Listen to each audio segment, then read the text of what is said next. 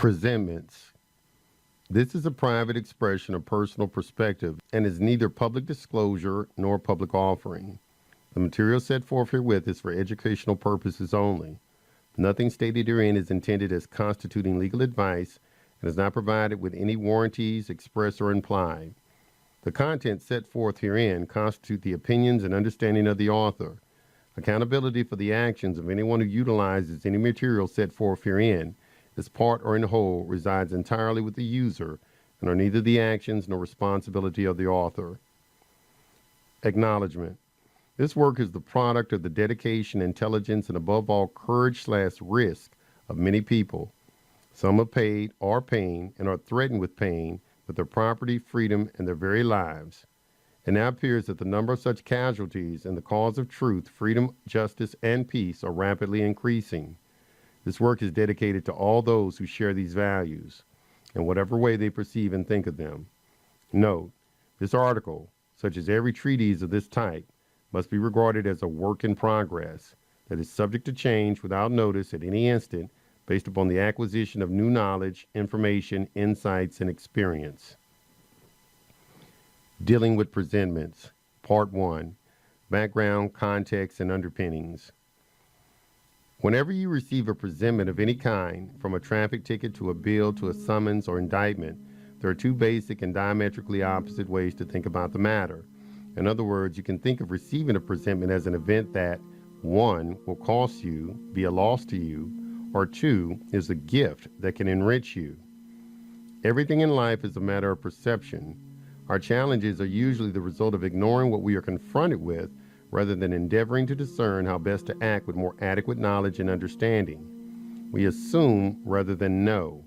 Consequently, if we would have any chance of succeeding vis-a-vis presentment, we must first have some basic understanding of the system within which the issuance, interpretation, and enforcement of presentments occur. The following mini analysis of the legal system may be helpful in this regard. In the I Ching is a remarkable statement. The superior man goes only into his own domain. As Frederick Bastiat said in a similar vein, minding one's own business is the only moral law. The conundrum, of course, is how to live in peace and freedom in a world in which we are besieged by excises of the interminable, relentless, long-standing, and incredibly brilliant schemes of rulership, slavery, and exploitation that have plagued mankind throughout history, and that aggressively intrude themselves unilaterally into all areas of our lives, spiritual, emotional, mental, social, and economic. This renders living in a live and let live manner on this planet difficult and impossible without sufficient knowledge. The fact that law consists of rules revolving around the use of deadly force is a powerful incentive to become as clear as possible concerning the nature of the legal/commercial system governing the world. We must remember that to assume makes an ass out of you and me. In the case of law, acting on false knowledge, in other words, in ignorance, can be fatal. This is enormously complicated by the fact that the legal system is colorable, in other words, phony. It may appear real, but nothing is as it appears. Just as in Alice in Wonderland, to assume that the appearance is genuine and dependable is to act on illusion instead of truth. One cannot have peace with those who hold aggression in their hearts and are not interested in love, freedom, harmony, truth, or any of the other higher values of man that most people revere and would cherish seeing established in the community of man. The state of the heart is what counts in this equation.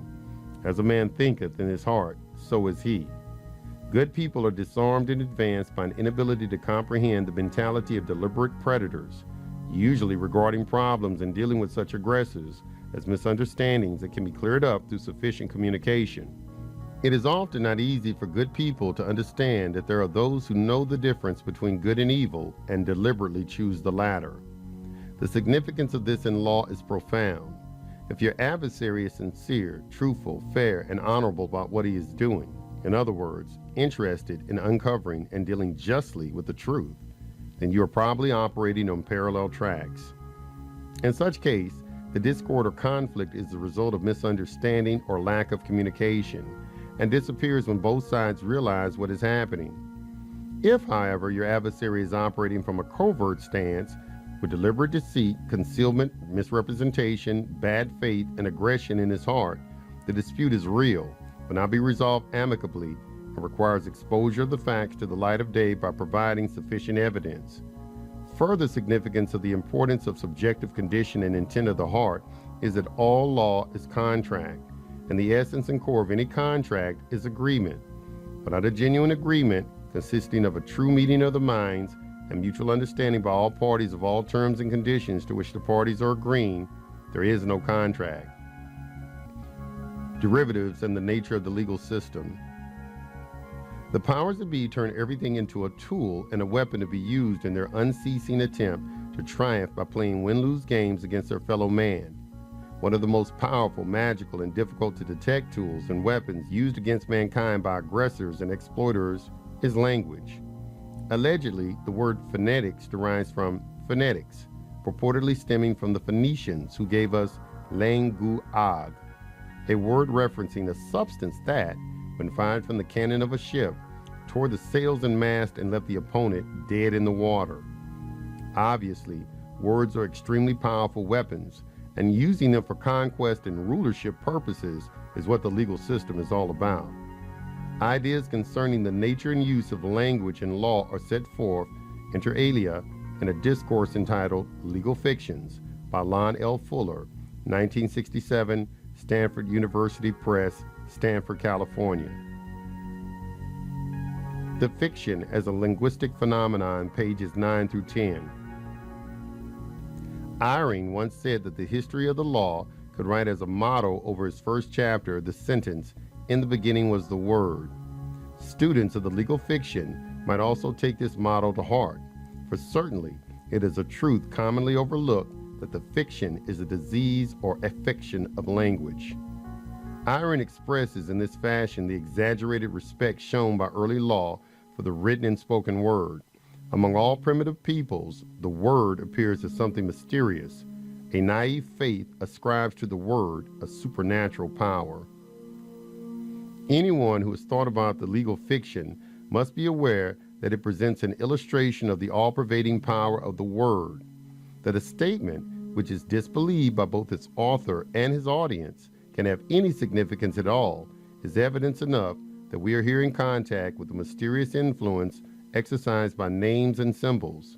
In that sense, the fiction is a linguistic phenomenon. What is a legal fiction? Pages 4 through 5. The influence of the fiction extends to every department of the jurist activities, yet it cannot be said that this circumstance has ever caused the legal profession much embarrassment. Laymen frequently complain of the law. They very seldom complain that it was founded upon fictions. They're more apt to express discontent when the law has refused to adopt what they regard as an expedient and desirable fiction. Perhaps, too, the fiction has played its part in making the law uncognizable to the layman. The very strangeness and boldness of the legal fiction has tended to stifle his criticisms, and has no doubt often led him to agree modestly with the writer of Shepherd's Touchstone that the subject matter of law is somewhat transcendent and too high for ordinary capacities. At another place, the only defense he can find is the doubtful one of recrimination, when he points out that the common law fictions were no worse than the numerous fictions of the Roman law. A fiction distinguished from a lie, page 7. Maine's classical definition of the historical fiction as any assumption which conceals or affects to conceal the fact that a rule of law has undergone alteration, remains unchanged, its operation being modified, seems to leave room for the intent to deceive. The English courts were in the habit of pretending that a shadow, which might in fact have been taken from the plaintiff by force, had been found by the defendant. Why? In order to allow an action which would not have lain. If the fiction does not deceive, of what purpose is it? It is easy to conclude uncharitably that the judge who enlarges his jurisdiction or who changes a rule of law under cover of a fiction is very coolly and calculatingly choosing to hide from the public the fact that he is legislating. A fiction distinguished from an erroneous conclusion, page 8. A fiction is generally distinguished from an erroneous conclusion, or in scientific fields, from a false hypothesis, by the fact that it is adopted by its author with knowledge of its falsity. A fiction is an expedient but consciously false assumption. As living, physical, biological, sentient beings, we are real. We exist as aspects of existence. The system, on the other hand, is an abstract creation of the mind. It is in the realm of words, symbols, ideas, laws, contracts, etc., where the circuit exists through which the currency, flows in accordance with the rules of law and commerce. Manifest existence emerges into form and substance out of the nothingness of the unmanifest. All creation, therefore, is derivative. The created is derived from the creator. Creator and created are different meta-levels or logical types from each other. The eternal absolute has no finite properties. From any relative perspective, the absolute is neither cognizable nor perceivable and must be described in accordance with what it is not, such as the void, unbounded, changeless, etc. While the manifest is changeless, manifest existence is endless, non-repeating, unique, and non-repeatable change. It is not possible that any configuration of anything in creation is ever exactly the same as it ever was or ever will be a split fraction of a second later or ever could be. As Heraclitus noted, no man can walk twice into the same river. Everything is process and pattern, energy and motion in particular forms, orbits, paths, and circuities that are at every infinitesimal instant unique. Furthermore, the further removed manifest creation is from the source, the more derivative and infinite it is. That which the mind, through sensory experience and all other relative processes, regards as physical reality, that is solid, real, and substantive, is in actuality the most illusory. The more subtle, insubstantial, and elusive the level of manifestation one accesses, the more real and potent it is, since it is less derivative and closer to the source. This can be illustrated by observing the history of science, perhaps most dramatically exemplified by the development of weapons. As man has gone from weaponry involving the gross physical, clubs, spears, catapults, etc., to more subtle strata, such as the chemical level where gunpowder operates, towards the atomic and subatomic domains, atomic bomb and hydrogen bomb, toward the unmanifest field, the more energy is liberated.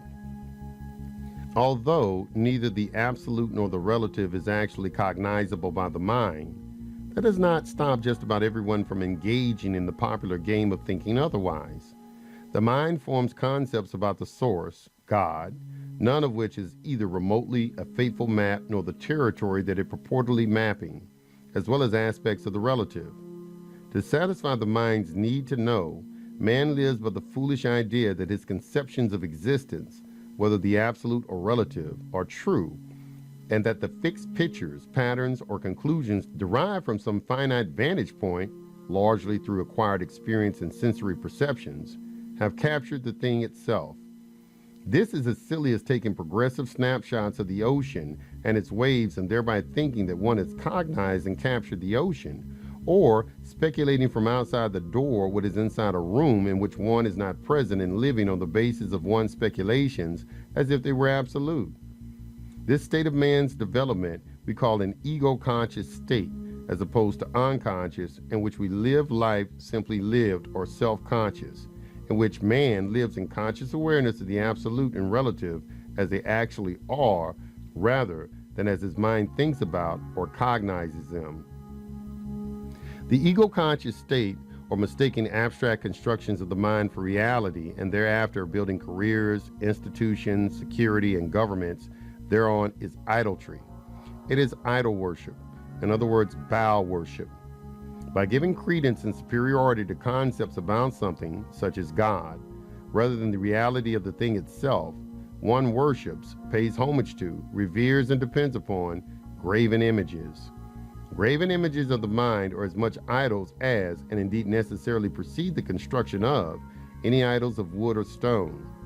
Man's penchant to think that he has cognized the uncognizable, and, worse yet, mistake his own cognitions for that which he thinks he has cognized but is not only idolatry, but may be responsible for more discord, carnage, suffering, and wars than any other single aspect of human life. It might well be said that God, eternal source, created man in his own image, as a conscious spiritual being with power to create, and man returned the compliment. As Pascal quipped, to die for an ideal is a pretty high price to place on conjecture. The goal of any Zen master, for instance, is to bring people to a conscious state where they no longer, in the words of Gregory Bateson, eat the menu and lead the dinner. Until one sees and lives reality as it actually is, he is making what he regards as reality, in other words, what his mind, through the senses, perceives and thinks about existence, for reality itself. He mistakes the map for the territory. Since the senses are enormously limited, conclusions about reality reached by the mind are fantasy. The senses are liars and deceivers.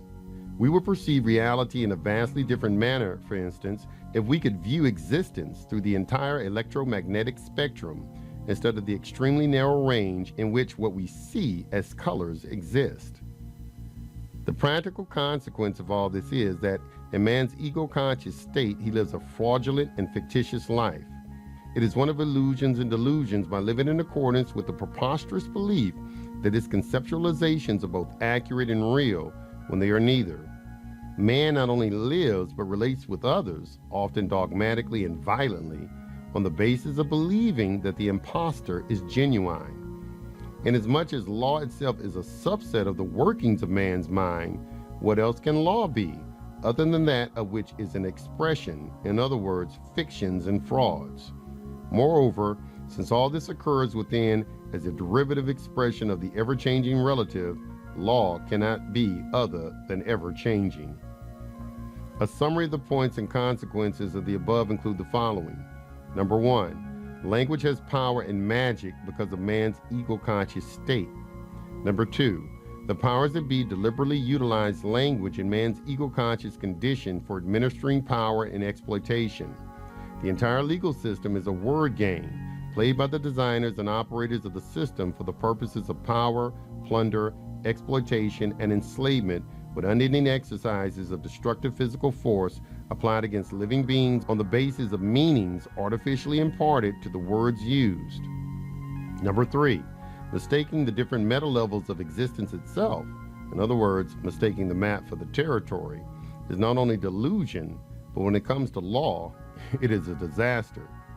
Authority for using deadly legalized violence against one's person is attached to the results of the era. Number 4, our difficulties often arise from our acting in a manner that results in people enforcing the fictions and frauds by systematic and ruthless application of legalized violence, damaging the real us. Then, whatever is happening in the system becomes substantive in our physical lives. Number 5, everything in existence can be viewed, perceived, and thought about in an infinite number of ways, by an infinite number of beings, for an infinite number of possible reasons. Not only are no two of any of those things the same, but cannot be identical even if anyone so wished. Concepts, maps, can be fixed. Creation, the territory, cannot. Number 6, it is impossible in the ever-changing realm of creation for any subset thereof, such as a man, even remotely to fathom, comprehend, and know, let alone verbalize, the truth, whole truth, and nothing but the truth. We might define truth, with a capital T, as the actual way things are, in other words, the thing in itself, to use Kant's term, or in their suchness, to use a Buddhist characterization. This totality in actuality is not finitely knowable, but because of its unimaginable vastness, and because no two split instants are ever the same word designated as truth, lowercase t, might be defined as an accurate abstract mapping of some thing or event, such as if one is given a map that allegedly shows where a treasure is buried and digs at that spot indicated. He will either find or not find the treasure.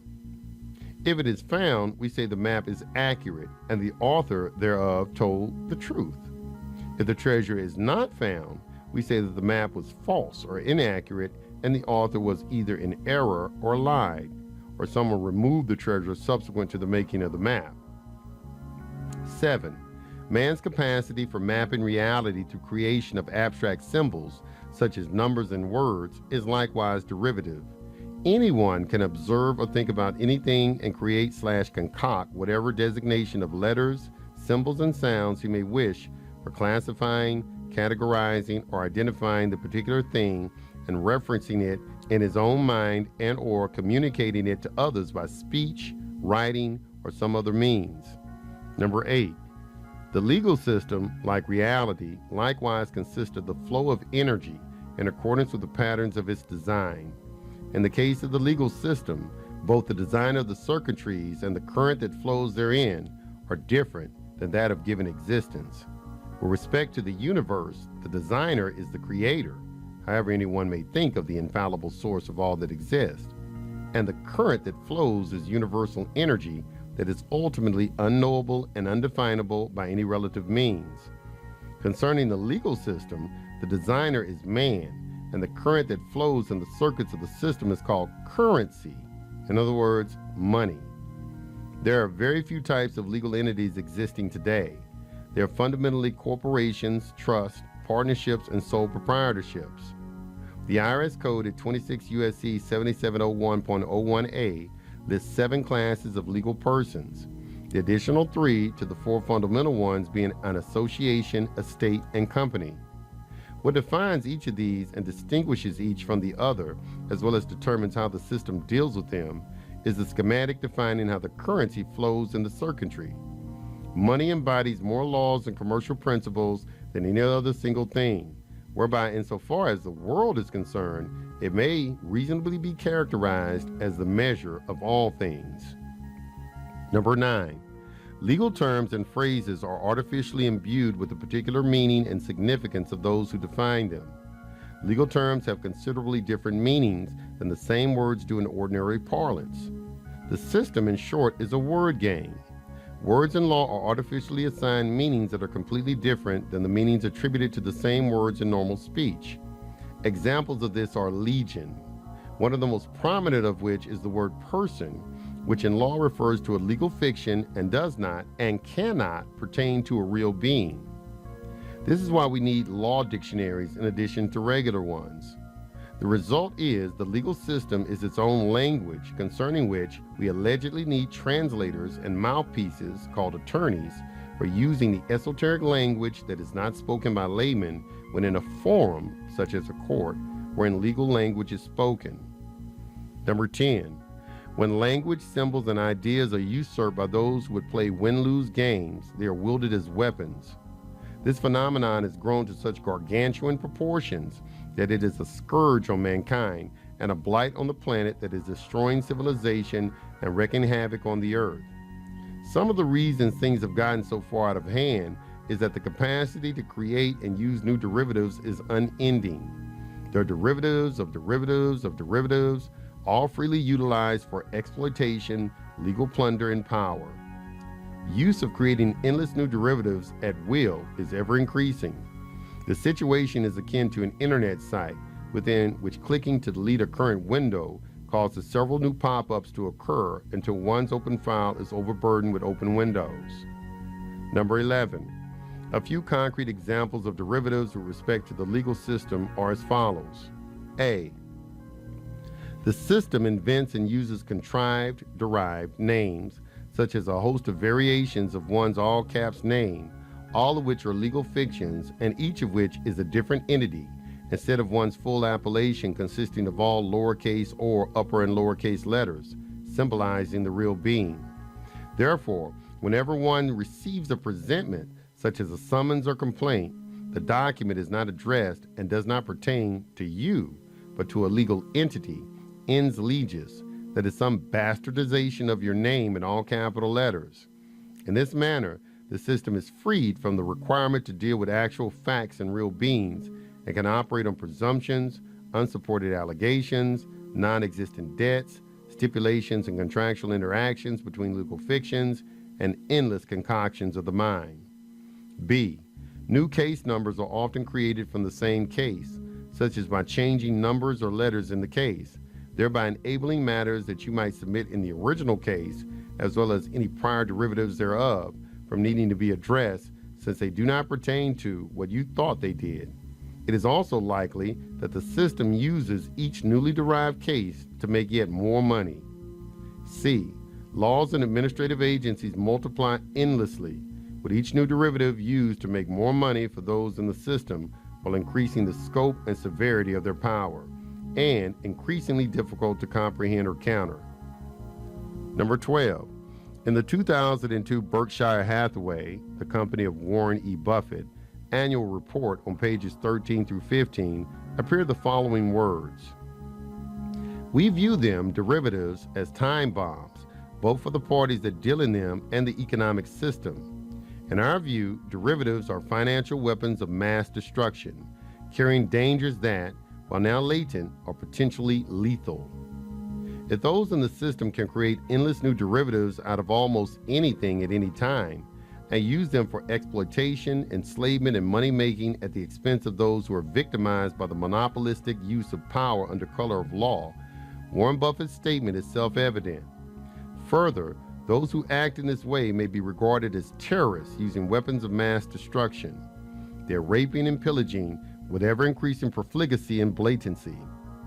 In addition to inventing, using, profiting from, and destroying lives wholesale by the unchecked use of derivatives, the system's rules without revealing the rules of the game.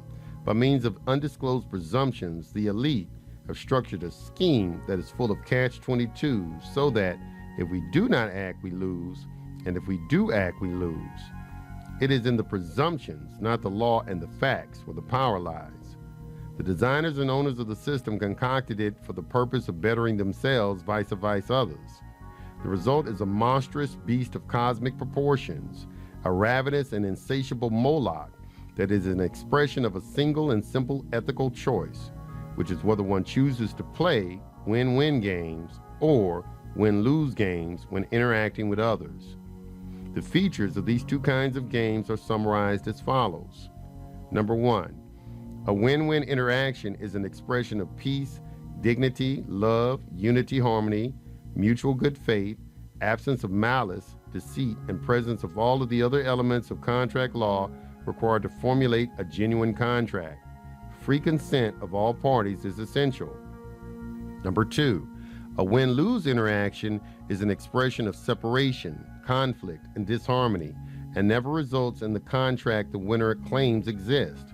In actuality, a win-lose interaction is non-existent since even the winner loses. Such an apparent victor causes harm to others, creation, and himself. He may think he wins, but in accordance with the inexorable laws of existence, he reaps what he sows, incurs the corresponding karma, action/reaction or cause and effect act, and their exact consequences by harmful acts. The golden rule is essential terms might be expressed. One who harms others harms himself, or that which one does unto others else shall be done unto him. He who lives by the sword dies by the sword. A win-lose interaction in terms of nature is called the food chain, law of the jungle, dog eat dog. This characterizes law and governments today, in which is called the law of necessity. The law of necessity is actually no law. Law is superseded to deal with the emergency which the government itself causes to use as an excuse to abolish rights and increase its own discretionary power. Witness the host of laws being passed these days, such as the Patriot Acts. In win-lose games, there is no morality nor ethics and only one rule: just eat, baby. Anything goes, since the end, increased power and commercial enrichment of the perpetrators, justifies the means. As a result, no win-lose interaction results in a valid contract enforceable at law. The involvement does not contain even one of the essential ingredients, all of which must exist in the interaction of contract to form a genuine contract. It is because the inner intent of the heart of those who have designed and masterminded this system over the ages is malevolent in some manner that the resulting Moloch is loose to run amok on the planet, devouring living beings, the rights, freedoms, and ability to live in peace and harmony between people, and that the earth's resources and ecological integrity. Indeed, the same gang has, throughout the ages, built up and destroyed at least 7 civilizations of Zions, and is now in the midst of destroying the 8th, in other words, our civilization today. This is transpiring in the United States, for instance, at an accelerated rate. Among many other aspects of this are that through the use of zip codes, the world's nations with postal codes are divided up into quarter-acre lots, inventory for liquidation. The world belongs to the ruthless, in other words, those who deliberately play win-lose power exploitation games through their interminable uses of legalized violence. The cardinal nature of the system today is that everything skates unless you bust it. In other words, the undisclosed presumptions on the basis of which power is exercised are free to operate against you unchecked unless you neutralize them. As the maxim of law says, when the law presumes the affirmative, existence and supremacy of the undisclosed presumptions, the negative, absence of any operational undisclosed presumptions, is to be proved. Some examples of undisclosed presumptions of the system are: number one, foundational presumption. Everyone is a free will sovereign being responsible for his or her own acts, thereby enabling law to exist at all. Without this presumption, no one could be held accountable for anything, and no basis would exist for any rules or rectitude. Number two, the system always wins and the people always lose. Number three, the system can change the law, invent new laws, and alter interpretations of law at words at will, since it is all presumed to be their property. Number four, those in the system are not under any compulsion to reveal the presumptions on the basis of which they function. It is impossible to play a game when one does not know the rules. If playing a game with those who do not know the rules thoroughly, but have carte blanche to change them at will when one does not know what is going on, the result is a slaughter. It belies the quotation found in a law review. We are tyrants and cruel ones, but whatever we may have felt, we have never heard of a tyrant in such sort cruel as to punish men for disobedience to laws or order which he had kept from the knowledge. Harvard Law Review, Volume 48, 1934-1935, page 198. Synopsis of the problem. Our challenges when dealing with the system include the following. Number one, the law is unlimited and no one can know it all. Number two, law is always changing, so that at any point, something that previously was legal, recognized, and upheld might no longer be so. Number three, the system does not belong to us and changes perpetually without notice by those who own it. Number four, there are an infinite number of ways to interpret any event and essentially any law, as those with experience in court can attest. Number five, it is impossible to be assured that we know all the undisclosed presumptions on the basis of which law functions. And number six, the powers that be study and exploit every aspect of man's nature, good and bad, with malevolent intent. Perhaps what they do and the way they subjectively feel about what they are doing is regarded by them as legitimate or even worthy or even more divinely mandated. In any case, when governed by this win-lose mentality, the world becomes a nightmare. The dominating climate is not one of live and let live, peaceful and honorable intent, and harmony between people, but a perpetual war zone involving the need to live under a legalized violent system that acts in accordance with the mentality that the end, their self-aggrandizement and power, justifies the means. Nothing is not permitted.